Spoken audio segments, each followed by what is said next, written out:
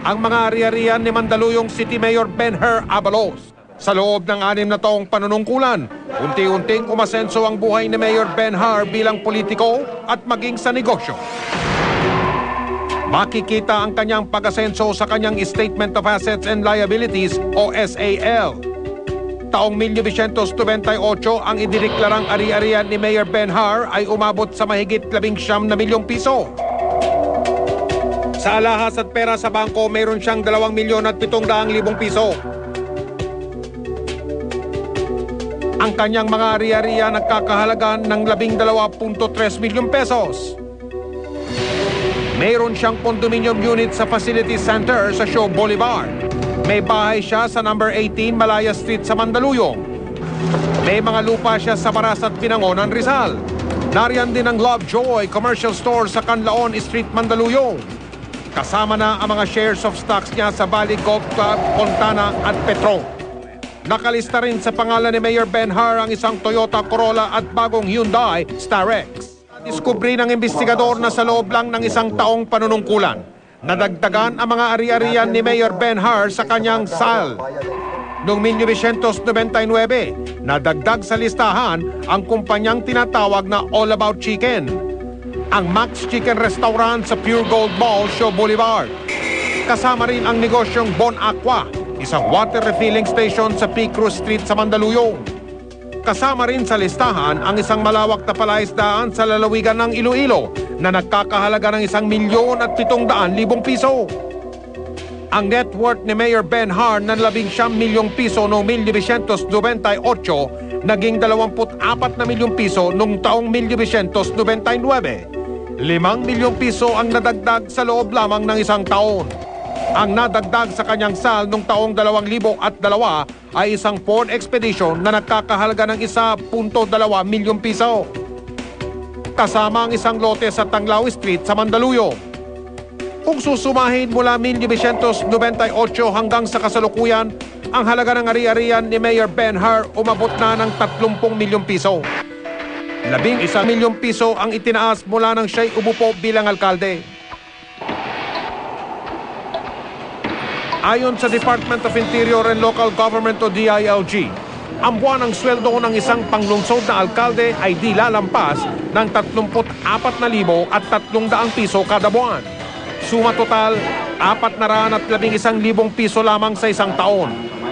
Maliit na halaga kumpara sa milyong-milyong na ipundar ni Mayor Ben-Hur. Pero hindi rito nagtapos ang aming pagsisiyasat.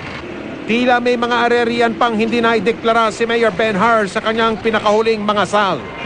Isang unit sa Claremont Townhouse sa Acacia Lane, Mandaluyong, at isa pang lupa sa Tagaytay na nakapangalan kay Mayor Ben-Hur kasama ang isang Leandro Lopez.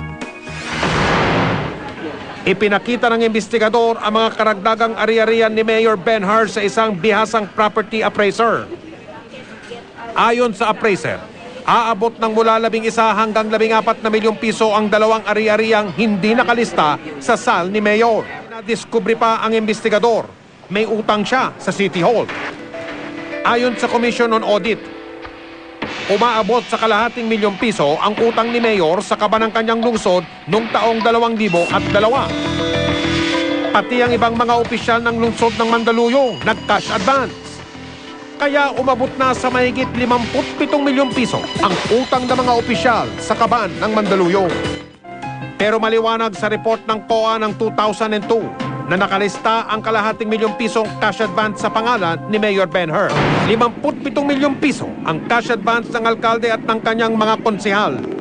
Tila lugi sa usapan ang mga hikahos na pamilya sa Mandaluyong. Reklamo pa ng ilang residente, hindi ganong maasikaso ni Mayor ang problema ng lungsod dahil abala siya sa kanyang personal na buhay.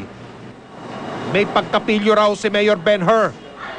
I would like to set it on record on this show that indeed I have other children.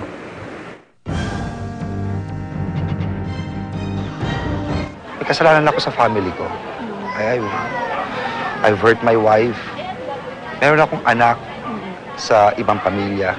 Inamin sa akin ni Abalos na may 4 siyang anak sa labas mula sa 2 magkaibang babae. 5 naman ang anak niya mula sa kanyang tunay na asawa. Takot-takot rin daw sa dami ang mga consultants na binabayaran ni Abalos. Consultant pa lang daw ng lungsod, halos 4 na milyong piso na kada buwan. Maging ang personal na yaman ng mga Abalos ay kini-question din. Isang rest house sa Baguio City, 15 million pesos. Lupa sa Wakwak, Mandaluyong, 15 million pesos din. 8 ektarya ng lupa sa Baras, Rizal, 40 million pesos daw. At lupa sa Tagaytay, 14 million pesos. Aabot raw ng 700 million ang kayamanan nila. Marami raw kailangang panagutan si Abalos sa pera ng Mandaluyong. Noong taong 2000, kinasuhan ng plunder ang mag-amang Abalos. Kabilang narito ang unliquidated cash advance na umaabot sa 132 million pesos. O di kaya ang nawawala umanong inventory account na 21 million pesos. At mali umanong paggamit sa Special Education Fund na umaabot sa 800,000 pesos. Nito lang 2003, umabot na sa 1.3 billion pesos ang kinita ng lungsod ng Mandaluyong.